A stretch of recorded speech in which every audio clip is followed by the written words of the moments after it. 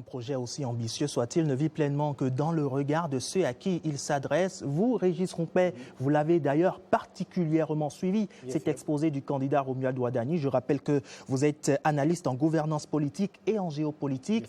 Une adresse directe du candidat Romuald Ouadani, représentant le duo Ouadani-Talata. Aujourd'hui, qu'est-ce que ça vous laisse comme appréciation? Je pense que sur les questions de forme, le discours a dépassé toutes les attentes. Pour moi, je l'ai plutôt vu comme un dialogue avec les Béninois, et je l'ai trouvé très tonique. Je l'ai trouvé, donc pour la forme, je l'ai trouvé maîtrisé, je l'ai trouvé structuré, et je pense qu'il a su parler, si vous voulez, à chacune des catégories de la population. Donc, globalement, c'était un discours extrêmement intéressant et qui sera analysé, évidemment. Alors, on était en face, ou du moins un candidat était en face du peuple béninois pendant plus d'une dizaine de minutes, sans prompteur. Comment est-ce que vous l'appréciez? C'est nouveau, et en plus, à travers cette approche, je l'ai trouvé extrêmement technique. Technique dans la mesure, évidemment, le candidat Robert Ouadani est un technocrate de haut vol, mais j'ai vu en même temps, à travers cette technicité, beaucoup de pédagogie sans prompteur, donc quelque chose qui venait du cœur. Donc en réalité, on peut dire que ce discours, ce dialogue avec la population, avec les différentes catégories de la population béninoise, je dirais, venait des tripes. Donc c'est avec facilité, avec aisance, et peut-être même avec une forme de déconcertation qu'il a pu parler, dialoguer avec le peuple béninois. Donc c'est pour ça que moi, je trouve que c'est très, très intéressant, et là-dessus, ça fera date. À présent, une analyse sur le fond. Bien sûr. Romuald Ouadani intervient avec un premier aspect abordé, eh bien, le bilan du magistère sous lequel il a servi durant 10 années. Selon vous, a-t-il été sincère? Oui, je pense qu'il assume totalement ce bilan. Il assume les 10 ans de gouvernance Talon. Il assume en tant que ministre, il a été l'un des ministres, je dirais, prédominants et extrêmement stratégiques donc, de ce gouvernement, de cette décennie Talon. Donc il assume, et en même temps, dans cette continuité, il donne en même temps une nouvelle approche. Mais il ne se voile pas la face, non? Non, pas du tout. Il fait la promesse d'améliorer ce qui n'a pas marché, à tout point de vue. Donc, je pense que là-dessus, tout à l'heure, vous me posez la question de la sincérité. Oui. Je pense que même au-delà de la sincérité, moi, je parlerai d'authenticité.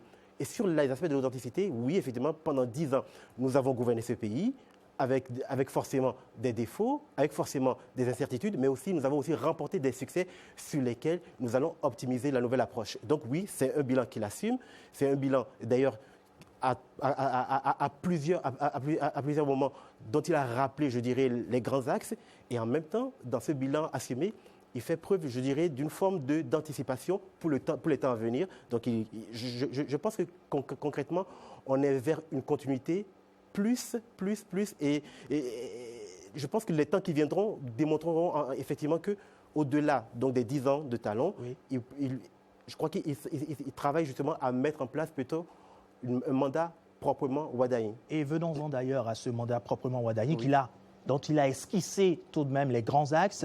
On parle d'ambition, d'accélération du développement. Au regard de tout ce qui a été présenté, selon vous, est-ce que tout ça est à la hauteur des défis qui attendent le Bénin?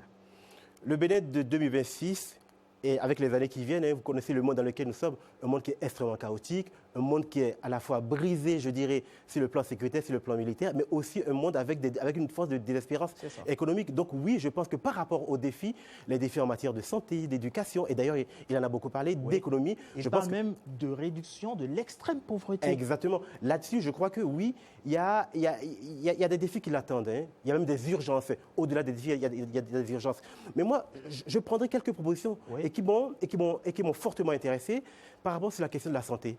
Évidemment, tout le monde a entendu, en cas d'urgence médicale, effectivement, chaque citoyen béninois ne disposant pas des moyens peut déjà être traité et pourra procéder après par un paiement différé. Je pense que ça, c'est très concret. Vous savez, généralement, dans ce genre de discours, vous avez des grandes théories assez déconnectées. Mais là, aujourd'hui, on a eu un candidat qui pose un constat, qui fait un diagnostic et qui reconnaît effectivement que peut-être certaines choses n'ont pas été vraiment comme il fallait, mais que désormais, évidemment, il y aura une autre position qui sera davantage plus optimiste et plus positive. Et au-delà du secteur de la santé, qu'est-ce qui vous marque aussi dans cette présentation du candidat Romuald Ouadani? Moi, j'ai été fortement marqué par la centralité de la jeunesse. Je pense qu'à travers son propos, toute la colonne vertébrale, évidemment, donc, de son discours, il n'a cesse de citer je dirais, le potentiel, le capital humain que représente la jeunesse. Nous sommes un pays où près de 70, peut-être jusqu'à 75% des Béninois ont moins de 25 ans. Donc oui, effectivement, la jeunesse désormais sera une force motrice, sera une force locomotive et permettra donc au Bénin de se développer à travers d'ailleurs les grands cipolins dont il a parlé. Donc oui, je pense que moi, ce qui m'a extrêmement touché, c'est le fait que désormais, la jeunesse revient au cœur du jeu. Et quand dans un pays, vous faites de la jeunesse le cœur battant de votre politique, vous êtes assuré quand même de faire un pari gagnant sur l'avenir. Mais il ne manque pas d'évoquer le bon voisinage avec les pays de l'AES. Exactement. Et là, ce sont des complications, mais qui ne sont pas uniques, enfin, qui sont pas uniques au Bénin. Effectivement, avec les voisins de l'AES, que ce soit le Burkina, le Mali, le Niger, effectivement, nos relations sont assez distendues.